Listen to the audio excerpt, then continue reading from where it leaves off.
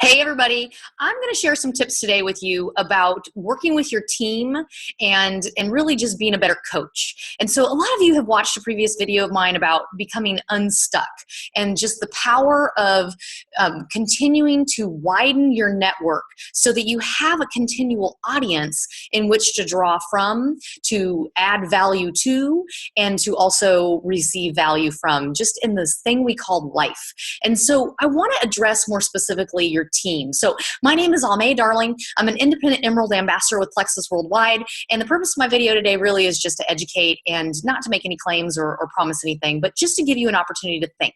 So what I would say to you is this. I had the most amazing opportunity in Portland, Oregon yesterday, and I was teaching people that had been in the business for a while that have 10 or more team members. And so I did a two-part training. One was on widening your network to become unstuck, and the other one was how to become a better coach. And so there are a lot of other amazing ideas and tips, but these are just a couple that I wrote down that I really wanted to put out there to our team. Okay, so first thing you want to look at is your team mirrors you. So if you're not committed, they're not committed. If you don't bring in first line, they don't bring in first line. If you're not taking your product, they don't. If you're eating Starbucks all the time and Big Macs, they are too.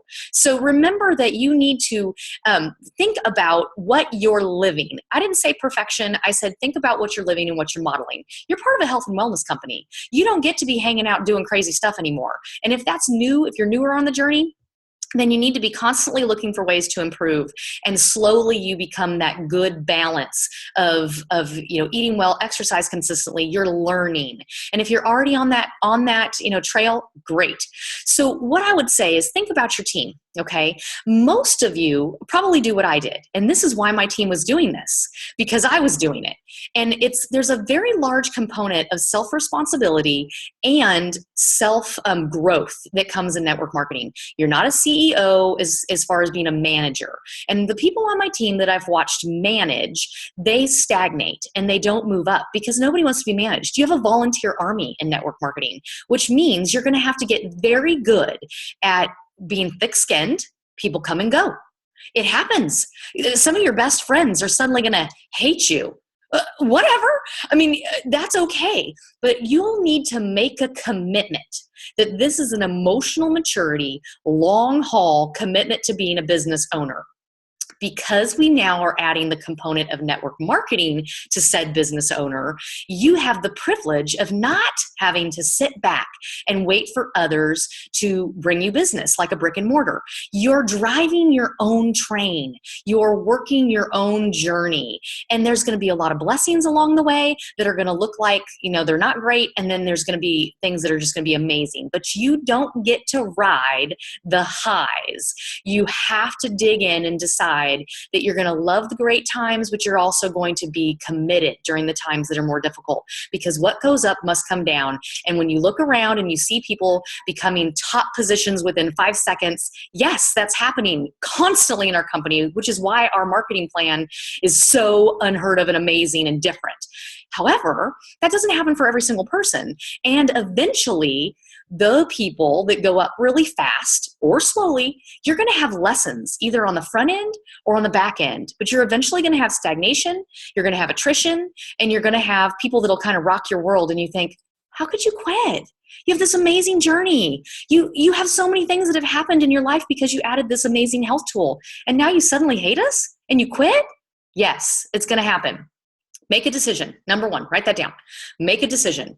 You're going to be committed. You also need to make a decision to only discuss things with your upline. They love you no matter what. And I have a 60-second wine rule in my downline. So I wasn't doing these things before, and they were reflecting it, and they were spinning and not moving forward also. So here's the things I changed. Make a commitment. Really look at 60-second wine. Call me, go ahead. And typically I don't call them back. Like, just tell me all the things. Yes, she quit, he quit, he's not taking the product yet. He claims it doesn't work. I heard it, all of it. So it's going to happen. And sometimes, you're going to have those people on your team that you really are like, can I just prune that part of the family branch because I wish they'd quit? Yes, it's going to happen. However, you're committed. You're working your personal business. The speed of the leader is the speed of the gang, and they will do what you're doing. And eventually, when you're doing all things right, they'll do things right too. However, here's a couple things you need to look at. What are you coaching?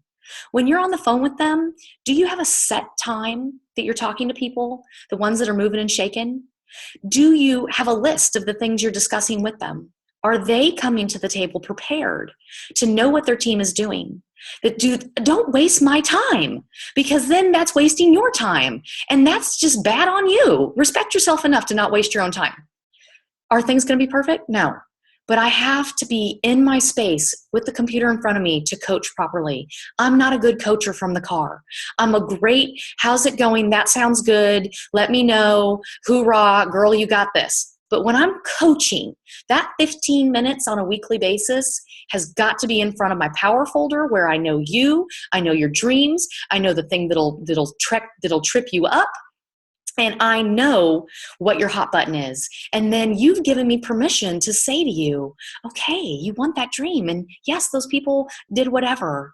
Remind me again, Susie Q, what your life is going to look like and how great it's going to feel when you get to walk across that stage because you have given your family the gift of an emerald, sapphire, or diamond life. Remind me again. Give me chills. And it pulls that team member back. It's a checkup from the neck up. Yes, those things happen, but swim in your own lane.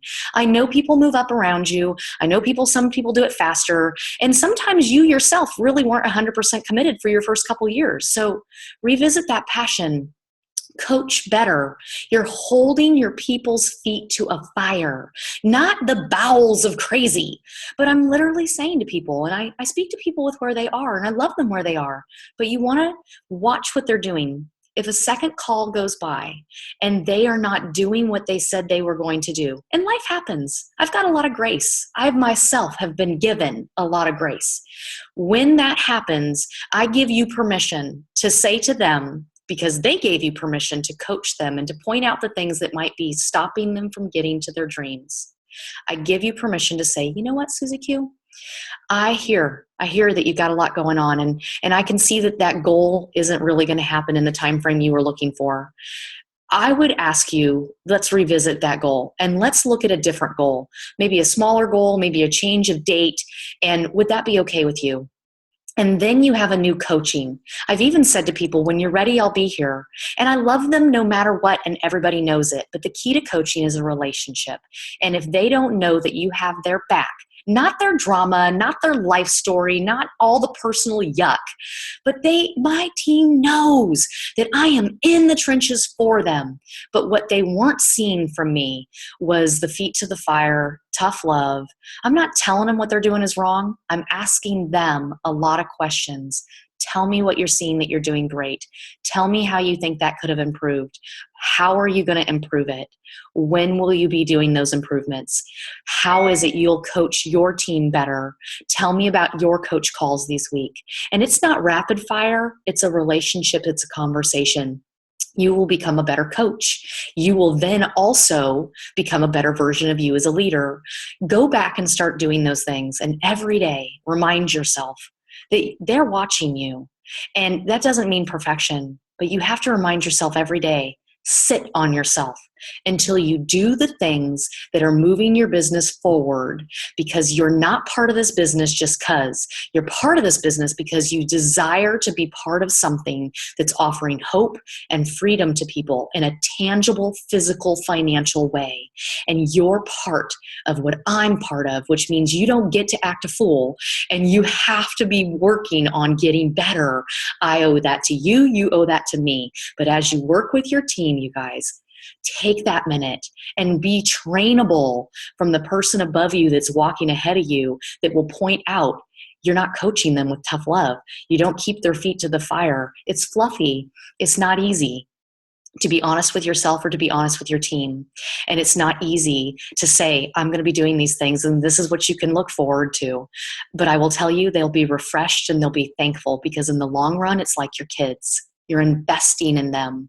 And I did not get that lesson for a long time. And I spent a lot of time listening to the people who were giving me lip service. And at the end of the day, when they quit for whatever reason or they changed their goal, I gave people a lot of outs, and I never should have. And I cheated myself on being my best version of me, because I know that the best version of me is amazing, just like you have been put into this for the best version of you.